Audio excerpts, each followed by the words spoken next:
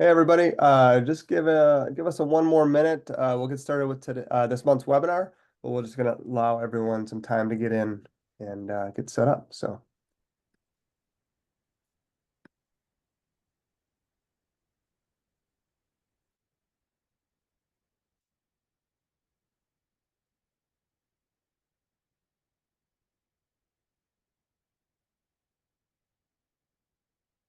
like we got some people entering, appreciate it. Happy to have everyone here today on Tuesday the 25th. We got a lot to cover today, so I think we'll get started. And I want to first of all thank you all for attending, signing up. We do have a recording of the webinar going, and we will share out the slides as well. So if you want to take notes, great, but you don't have to. We'll send this out likely tomorrow, and you'll have all the information from today's presentation. So with other housekeeping items, the chat is open. If you have questions or comments, feel free to drop some information in there. We really want to make this collaborative. So as we go along, there might be things that pop up and you want to get some ideas or, maybe even get some other attendees' thoughts on the topic. Feel free to do that. You can also use the Q&A. So this month's topic is fast, effective review responses. We are talking about ways to automate, accelerate the review replies using some tools, and then just some best practices as well. So I know there's a lot of information that we'll be going over that applies to many different businesses. We've heard for years that this is a pain point for customers. We'll talk about that. And then lastly, there is a little sneak preview of some big change that I think will be well received by most of our customers and hopefully by those who aren't customers yet as well. So with that, let's get into just who GatherUp is. So if you are new to our webinars, welcome. GatherUp is a platform that helps businesses and agencies scale all aspects of reputation management, all the way from listening to what customers have to say, to understanding what they're saying, and then getting them to engage with you so you can improve that overall customer experience. Today's agenda, we're going to talk about the challenges and customer expectations with review responses. We're going to talk about the benefits of those responses. And then we're going to get a little bit into the weeds, but for those who are in healthcare, this is really important, HIPAA guidelines. So we'll talk a little bit about that as well. And we'll finish with some new features that we have related to review responses. Now, joining me this month is our CEO of GatherUp, Michael Yules. So Michael, I think your first appearance on the webinar, welcome. Thanks for joining us. First, and hopefully not the last. Thanks for having me, Steve. Excited to join what I call your podcast.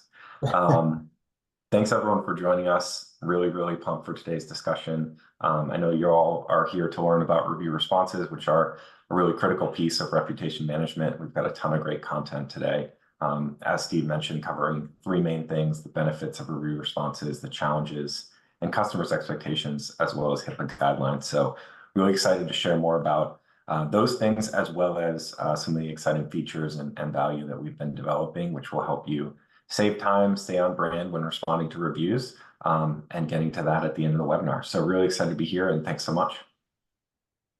Thanks, Michael. I'm the product marketing manager, Steve Hartman. If you've been here before, you've seen me presenting on this webinar for a couple years now. I was a seller of the product before, and now I like to think of myself as the connective tissue between our customers and the product CS sales and marketing teams. So thanks again for joining us, and let's kick it off. So first, we're going to talk about the challenges of review responses and why businesses need to have a plan. I've been off Friends kick, so apologies for this very dated GIF, but it's been going through my evening routine lately. Number one thing is the timeliness of it. Some questions we often get are like, how soon should we respond? How long can we wait? The truth is, it's never too late to respond to a review. Reviews from 4 years ago, still important to respond to them. Those customers will appreciate it. But according to this Moz survey, and if you haven't checked it out, I highly recommend. There's some great information in here. Most people, 60%, in fact, expect to get a response within 2 days.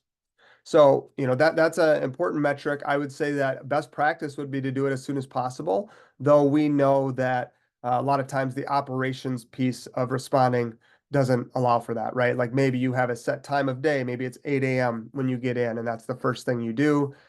Maybe it's once a week you go through and respond. So, most people expect that within 2 days. Try to do it as early as possible. I think the key thing here is to prioritize them, focus on negative responses first. Those should be your top priority. And hopefully you're not getting as many negative reviews anyway. So it shouldn't be the bulk of your time responding to negative reviews.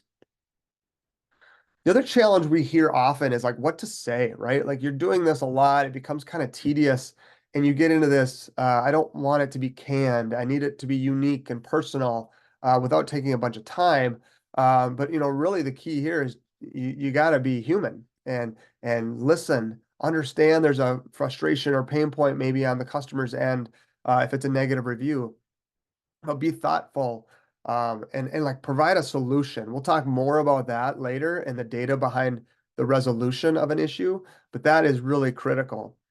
And then on the positive review side, I think one thing that you'll see from some good examples of reviews is showing your business's personality. What's your brand voice? Let that come out. Have some fun. Think when you're thanking people for their positive review. That always shines a light and stands out to people who are reading those responses. So a couple examples here. What to say on this is a positive review. And I thought the brand voice here was unique because in the response, they're talking about getting rid of some yard pests, bumblebees and things like that. And the response from the owner says, when the stars and planets line up, it is great to hear all worked out for everyone. I mean, you're not going to get that from like a canned response, right? Like that's a pretty on brand. I'm guessing that's something that they're kind of like exude within their business. And so that's kind of a unique way to insert your brand and your personality into the responses. And then here on the negative side, this was a long rambling review about a lot of grievances. But I think from the owner's perspective, the one thing they do is apologize. They want to give them an opportunity to provide a refund. And then they say, like, we would love the opportunity to meet you. And I think that's that human element here in review responses that people appreciate. Whether this person ever comes back or not, other people will read this and say, man, like, hey, they really seem like they cared. Um, which takes a lot of guts when it's your, pride and joy, it's your business that you own, and to come on and kind of let this stuff go and just focus on how can we help them, right? So going back to the resolution of an issue, if there's a negative review, more than half of customers will avoid businesses who don't offer a solution to the problem. That's critical. So when you think about if there are issues, even in a positive review, they might say something where a customer would say like, "Hey, everything was good. We gave you 4 stars, but we really had to wait a long time to hear back." Um, maybe go through some ideas there around we're working on our, communication and what have you, and just trying to clean that up. So you're still offering a solution. Don't accuse customers of lying. A third of people would avoid businesses who do that. And then don't argue, right? Like that's where that, take a second, become thoughtful, really think about your response, try to avoid an argument because you're going to lose half of people if they see you arguing with customers in a review response. The other challenge that we'll talk about here is a little bit on the staff and resources side of it. So a lot of businesses, agencies will have a dedicated person whose job this is. It might fall under like a content person. It might fall under social media, but whoever that is, it's good to assign that ownership of this process to them. They can create their success criteria metrics. It might be response rates. It's good to have a backup so that person can go on a vacation once in a while or be out. And then create that workflow and document it so that as your organization grows or adapts and changes and people come and go, that you still have that information readily available. The other side of it for ownership that's key is that you get a consistent uh, flow, right? Like I think everybody in their work feels better and empowered when they know the process and they kind of have it down versus having to jump in and do it. Like if you alternate people, right? Like it's just takes longer. So when you're in it and you're used to it, process, all of it goes much smoother. The other thing is we talked about focusing on negative reviews first, prioritizing them, prioritize the right platforms. So for your business, if you're a B&B, a bed and breakfast, TripAdvisor might be where you really need to respond earlier because you just get more reviews there. If you're a law firm, Avo, obviously, and Health Grades for medical, but focus on those platforms. I think most businesses would agree that Google is the top dog, but make sure you're where your customers will find you. Those platforms are really important.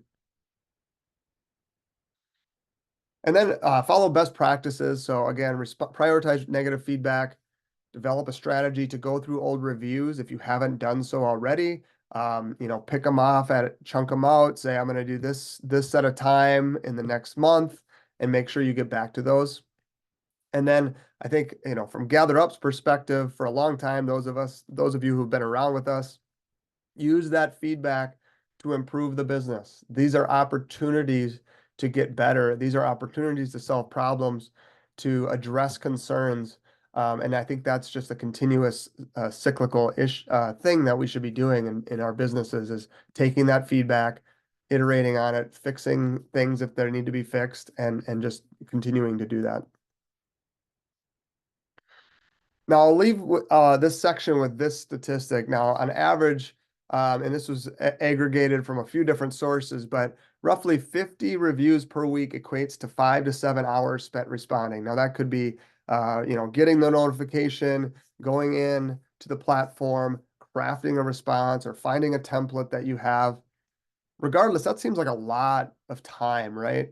I think for a lot of us, if your staff works 40 hours a week, that's a decent chunk of that spent responding to reviews. And if you're a business owner, if you're a heating outfit and you are, full of technicians and maybe you have one office manager, who's going to do this? And so we're going to come back to this, but just something to think about when we talk about review volume and the number of hours and time spent responding to those.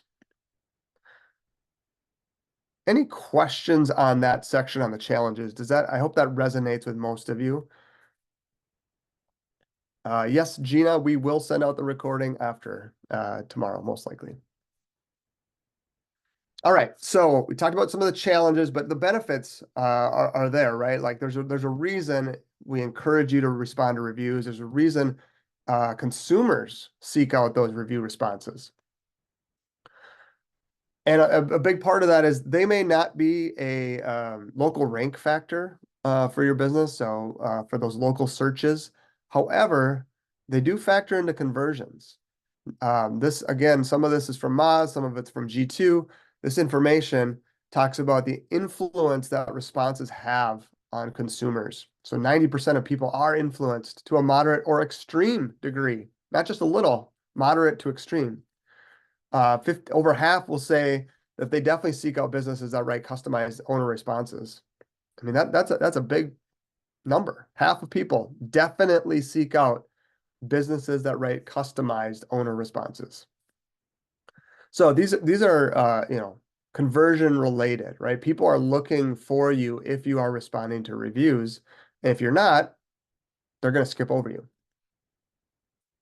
Now this is about filtering, and I think this is also very important because it shows intent from a consumer standpoint. So which of these review filtering actions do you most often take? Most people, 40%, filter to see the most recent reviews. That makes sense, right? I know I'm one of those people. I'm going to filter the most recent reviews. I need to see, I don't really care what happened 4 years ago, could have different ownership, staff turnover. I want to see how you're doing recently. And then the second one down, a quarter of people filter negative reviews first. And why would they do that? The reason is because they want to see how you respond. They can see, okay, you got a 4.6 average rating. But when things do go bad, what is it? because that matters to people, right? And how you respond to that matters. So if it's if it's a problem with your menu or the food, that's one thing. If it's a problem with the noise outside in the parking lot, that's something else. It's probably temporary. So there's things like that that people are looking through. They're going to filter negative reviews first. They want to see how you respond. Now, the other thing, benefit of review responses is it builds that customer loyalty, and loyalty is all about that personal connection that you have from a business to the consumer. People want to feel seen and heard. They want to know that someone is listening to them. And when you respond, you drive that positive emotion towards the business, towards your client, whoever that is, right? So making it personal, letting people feel seen and heard, as we all want to do, that drives that loyalty. The other big takeaway here is that when you do these things and you do them well, you can flip people from negative reviewers to positive. You can take them from detractors into promoters in the net promoter score sense. Roughly 2/3 of people will give companies a second chance if the response resolves their problem. And that goes back to what we said earlier. You have to solve the problem or provide some resolution. 2/3 will have an improved opinion of a brand when the owner responds well. And I think that one is also really important and kind of ties into this word of mouth that we get from our online reputation. If you have a bad experience at a restaurant and the GM or owner responds and says, "Hey, we're really sorry. We'd love to make it up to you. Here's what we're doing to fix it. Come in," and you go back in and have a great experience, you're going to tell people about that. "Hey, this was really weird. I had this horrible experience, but then they fixed it and it was so great. And I appreciated that." So that creates this word of mouth as well when you talk about switching people's perception of your brand and your business. And businesses that respond to reviews do seem more trustworthy to consumers. So almost twice as trustworthy as those who don't respond. So again, if you're looking for an edge with your competitors, responding to reviews can be one of those edges. That can be the difference. If you have two businesses and similar ratings, even if one has more reviews, but they're not responding to those, you might be able to win that consumer over who's searching. So really important stuff. I hope this was compelling to get there and to think about review responses, because I think that is extremely valuable in this process. It's part of the engagement that you have with your consumers, and it's maybe one of the first touch points after sending them the request. All right, so we talked about challenges, we talked about some of the benefits of review responses. Now we need to talk about something that's maybe a little more serious, but it is extremely important when it comes to review responses, and that's HIPAA. And I want to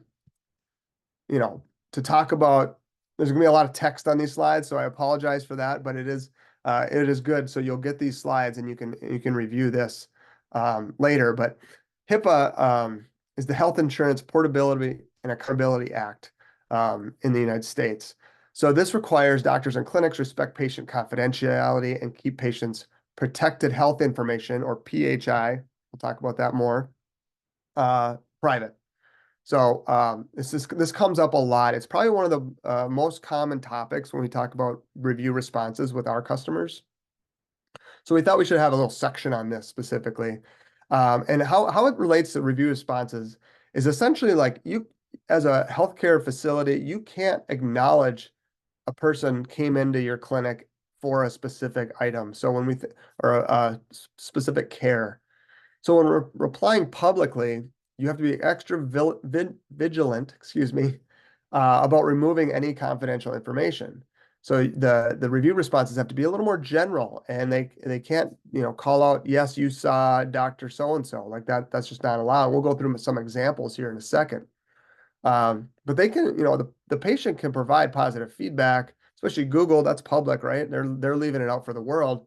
But what you can't do as the provider is share any of that and acknowledge it because you are essentially confirming that yes, they came in, they are a patient, they did this because there's personal information tied to that. So here's a couple examples of HIPAA compliant responses. And actually, I should call out before law firms and legal entities also have their own guidance on this. So if you are a law firm or work with one, if you have clients who are law firms, you'll also consider some of this for your businesses. It's just going to be, instead of health information, it could be case related. So here the positive review is: the service at your clinic was outstanding. Everyone was prompt and courteous. I was able to get clear answers from Dr. Herbert about my eye injury right away. So a non-compliant response would acknowledge that they came in and saw Dr. Herbert and that the treatment of their eye injury was helpful. So that you're acknowledging that, yes, this person came in, they visited this doctor, and then they came in for this specific issue. Now, a compliant response is going to be a much more general: thank you for your feedback. We work hard to provide great care at our clinic and are glad to hear this. So just in general, we work hard to provide great care, not specifically about you, not specifically with that doctor or that injury. And then they do provide some options to contact the office with more comments. Now, on a negative review, similar, right? Here they mentioned the doctor, here they mentioned the condition. And again, acknowledging the person came in for this specific condition, not okay. And as you look at the compliant response, again, need to keep it general. We provide a good experience at our clinic, and we'll take this into consideration. Can't discuss specific details. So, two examples there: a positive, negative one. We do have more on our blog and in some of our e-guides if you need to see more examples. Now, there's a couple things here that we talk about: PII and PHI. Protected health information is PHI. We already touched on that. Personal identifiable information, or PII, is defined as any representation of information that identifies an individual. So things like name, address, social security number, other information like a telephone number or email address, all of that would be considered PII. When you take that information and associate it with health information, that's when it gets into PHI. So you're taking person's name and associating with health information, or an address, or a birth date. So those are the two acronyms that are really important when it comes to HIPAA, when it comes to AI as well, and your uses of AI. So if you aren't taking proper measures right now to protect this type of information, or consider how you're going to protect it, I would make sure you do that as well. One thing that we have in our application is we have an AI settings page where you can toggle AI tools on or off, and you can filter out PII or PHI from any data that gets sent to the AI tool to analyze the review to provide you a response. This will be available at a client level eventually. Right now, it's across an entire account, but account owners should have this available to them to toggle that on or off. So that's how we set it up in our product to protect our customers, our clients, from sending PII or PHI to the machine learning tools. All right, Michael, do you want to quickly talk about roadmap, our mission, vision as it comes to new features?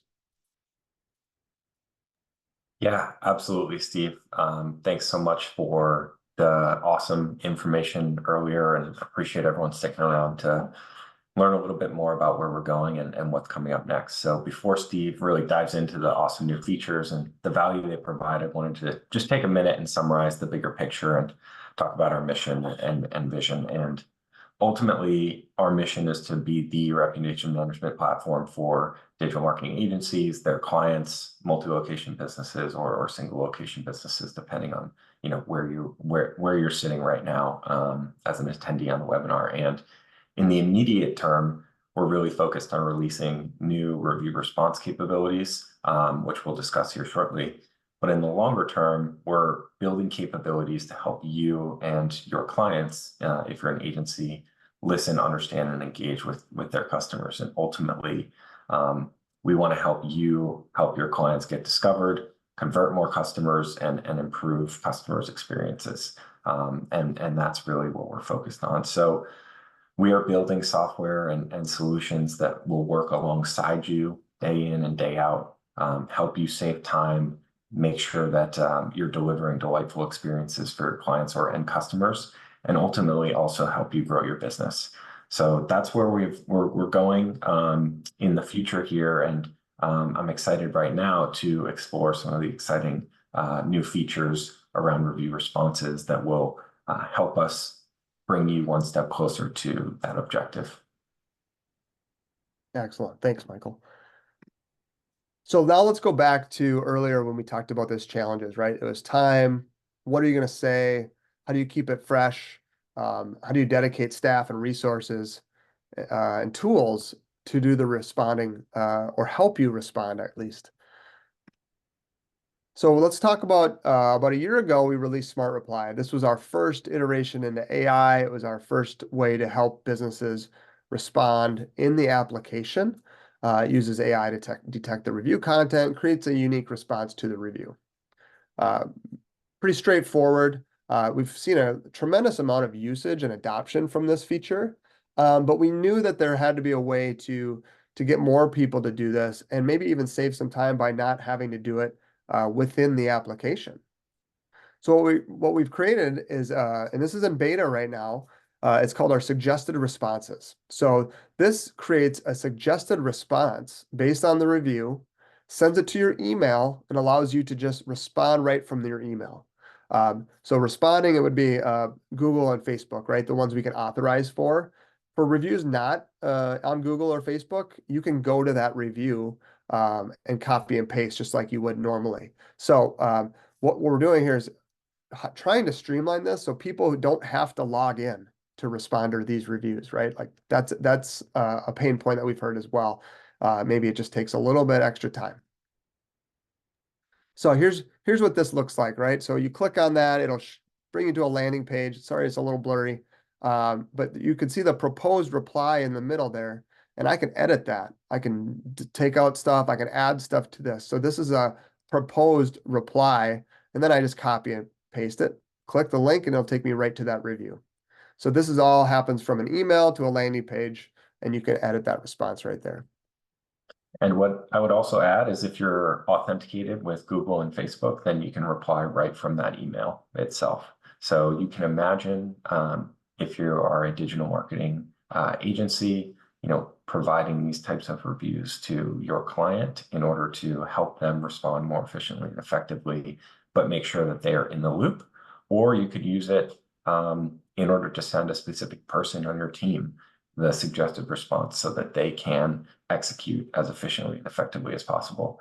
And if you're a local business or a business owner and you want to make sure that the person who's responsible for responding to the reviews gets that email, this is a great way to do that, save time, and make sure that you are providing at least a starting point. So really excited about this, Steve. Absolutely. So like Michael said, the existing user permission structure is in place. So you toggle this on and then you decide who gets it. And you can add additional recipients, and that could be people who, aren't listed as a specific user at this moment. So you can add anybody. If you're interested in this, reach out to me, or you can reach out to support@gatherup.com and get on that beta list and start checking this out. And the last thing, I'm sorry, Steve. I was just going to add one last thing. When you write into support to get access to this feature as a beta customer, we'd also love to know which cadence that you want to receive these reviews and suggested reviews on. Is it weekly? Is it daily? Is it as they come in? That's a big question that we want to make sure we are answering with customers' feedback. So please include that when you reach out. Great point, Michael. One of the most common elements of feedback that we got from people when we started releasing AI responses was the ability to edit the prompt. So this will also be in beta. Again, if you're interested, reach out. But this allows you to edit that prompt so it's more closely aligned with your brand voice. You can adjust the creativity level. really the idea here is to limit the time that you have to edit the response. So we hear like, hey, the AI response is pretty good, but basically have to edit every one. Okay, let's try to clean this up.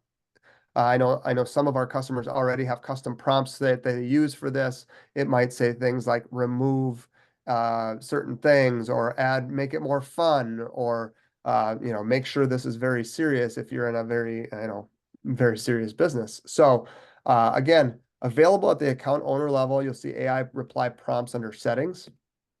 And what this looks like is you can go in and toggle this off if you want a custom prompt. Sorry, play this. And then when you go in, you'll see the prompt there. So this is our default prompt, and you can edit this, change this, click save at the bottom, and you'll have a new prompt for custom smart replies or suggested responses or the auto replies. So there's 3 different AI responses we use in the product, and you can edit the prompt for each one. So you can always go back, reset the default if you don't like it. And then here's that creativity. So that basically says, is it going to be predictable? Is it going to be roughly the same every time? Or is it going to vary? The response is going to vary each time. That's the more creative one. So that prompt editing, if you're interested, feel free to reach out. Really excited about that one, Steve. Yeah, this is probably the number one thing we've heard, right? Is I want the ability to edit that prompt. So hopefully this helps solve a lot of problems, solve a lot of, make things easier, faster for all of our customers and future customers. And for those of you who maybe have different folks who are using different versions of the automatic responses or AI replies, whether that be someone in the application who's using the smart reply prompt, or if you want to take advantage of the suggested replies sent to your email, and you maybe want to have those prompts be different for one reason or another, this is where you would do that. So really trying to make sure that we are providing you extreme value out of the box, but also making it very customizable to your specific situation under the hood. Really appreciate any feedback or questions on this. All right, so the last one we're going to cover is auto reply. And this responds to positive feedback only. So, but it does do so automatically. Again, authorizing with Google and or Facebook for those sites, and it creates some auto responses. Again, AI generated responses that just automatically go out. And the feedback we heard was, hey, I have a list of 10 responses that we use. We would love to just add those here for auto reply. And so what we've done is, or what we are working on currently is a way to upload or choose, do you want the AI to write the replies or do you want AI to choose from a list of templates? The other idea that we have is maybe AI doesn't choose, but maybe it just cycles through the 10 written templates. And so we would love your feedback on that because we could see the benefit on both of those options. But you'll be able to upload a list of templates into the product, and then it will choose a response from that. So whether it's chosen by the AI or if it's just cycled through, still to be determined. So I hope that one's exciting too, because that's also feedback we've heard from a few of our partners. And lastly, the AI settings. I think I showed this already, but I just wanted to reiterate this that you can enable the AI tools across your locations. You can filter PHI or PII or neither, depending on what you want to remove. Wanted to call out here specifically though that this filtering is going to be set to default at neither starting on August 1st. So starting August 1st, this default filter will be on neither. We're not going to filter PHI or PII by default. So if you have that set up in your account today, please reach out to support@gatherup.com. Let them know I want to keep my PHI, PII filtering settings. And then we'll leave that as is for your account or your locations. But there is a cost to filter this data out. So we want to make sure that only those that need it are using it. Ideally healthcare, right? So if you're in healthcare, you're going to want that protected health information filtered out of the reviews. So just wanted to call that out. We'll be communicating and sending emails in the coming weeks, but if you are on the call and you have this filter set up, please let us know you want to keep it. And it will be available in the settings for anyone to go into at any time. Yep. This is what it will look like when you have it at the client level, by the way. Right now, I think I mentioned earlier, we are at the account level here. This will be what it looks like at the client or location level. All right, so recap. It was that was a lot of information. But the takeaways here, I hope you can leave this webinar with our responses lead to more conversions and better brand perception when done right. It's best to create a system and an owner to streamline that process. Limit your time and effort by implementing software and AI tools. Hopefully that's with GatherUp. But whatever you're using, make sure that you're using this effectively because it really can save a lot of time. As we saw, 5 to 7 hours for 50 reviews. And then use tools to edit those responses, prompts. Make sure you're looking at the responses. Never just let it rip. Make sure you know what you're sending to customers, and especially for those legal reasons like HIPAA, law firms, and things like that. Make sure you're doing approved responses out of your system. So with that, I think we love paying more for HIPAA features. I love that. Any questions on review responses? Looks like maybe we have one here. Is there any value in restating or redoing responses?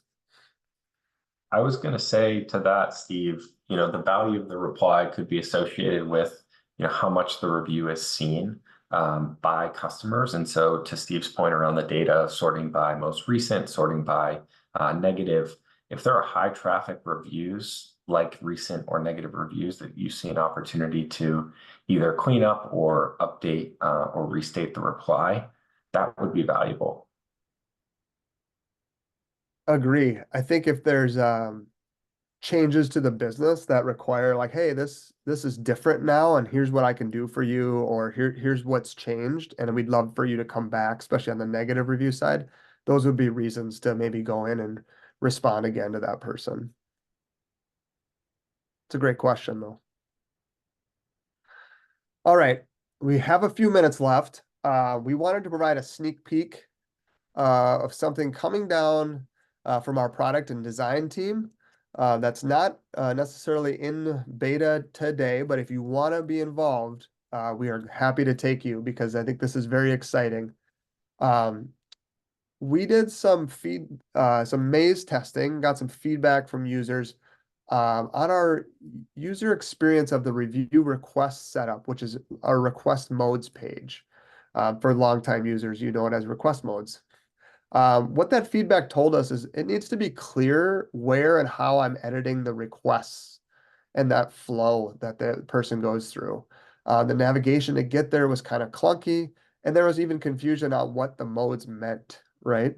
And so what we've done, before I get there, here's the current version of request modes. You can see the selection of the mode type is in the kind of the center, upper center. For those that have used this a lot, when you edit the screens on the right, you have to go back. You don't get the preview, so you have to edit it, go back, and then hopefully you remember where you were.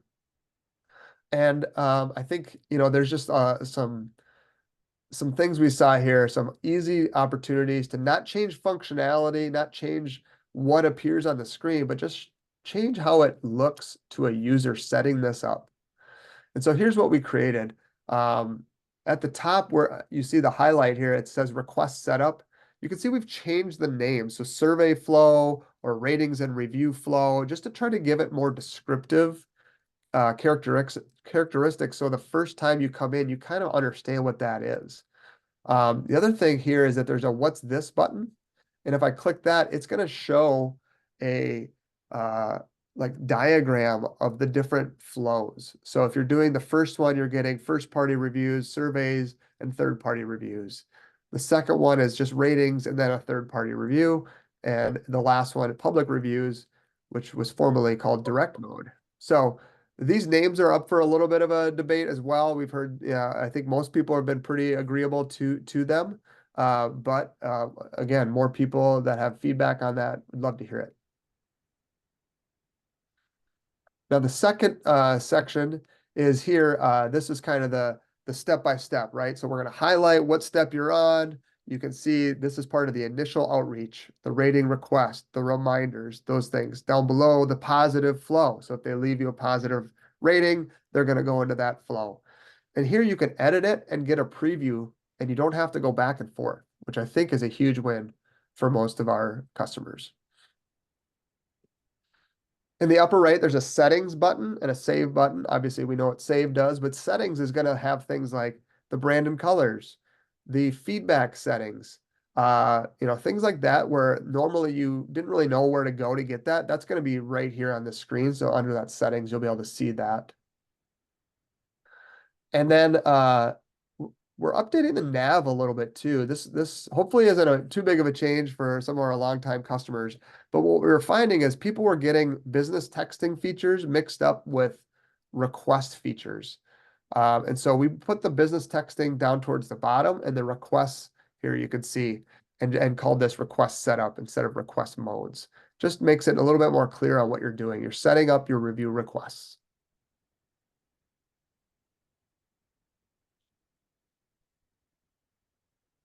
All right, so that's a sneak peek. Again, if you want in on this, you want to see the early versions, be involved, feel free to reach out to me.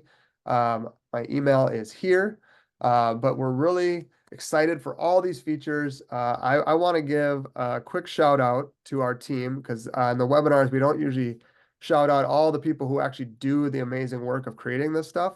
But Josh Shoulder, product manager, Susie Waltz, our designer, on our engineering team, Arthur, Marchin, Victor, Lucas, who does a ton of the AI work, Carl, Frankie, Alejandro, Bill, and Pablo. We have an amazing team working on this stuff. We hope you enjoy it and see the value of it. And if you have feedback, again, feel free to reach out to Michael, myself, support at gatherup.com. We're here for you. So any final questions or comments, Michael, from you? No, thanks everyone for the time. Appreciate you sticking with us through this. As you can see, we've done a lot of work releasing features around review responses, making them as seamless and streamlined as possible for you as a digital agency, digital marketing agency, or as a business that's using our software. And so we're really proud and excited about that work, and would love to get it into your hands for use. And then, yeah, as Steve mentioned, really excited about the team and appreciate their efforts and our continued push forward here. So there was one question that I did want to just take a second to answer, just around setup and the settings to more effectively utilize the software for your business. Yes, please send an email to support@GatherUp with your request. We can't see your name or email here in the comment section, but would love to spend time with you and make sure that you're using the software optimally. Yeah, absolutely. And you can obviously there's some help guides. If you go to help.gatherup.com, there's guides to help you navigate some of that information too, if you're not sure where to find things. But of course, our support team is top notch, and so reach out to them and they'll get you the answers you need. So. All right, no more questions. 44 minutes in. Awesome job. Thank you so much, Michael, for providing color and the overview on GatherUp and where we're going. It was great to have you on our webinar/podcast. And thank you all for joining. Again, we will send out the recording and the slides shortly, within probably a day or so. And if you have any questions in the meantime or want to get in on these betas, reach out to us and we'll get you set up. So thanks again for joining. We'll see you next month.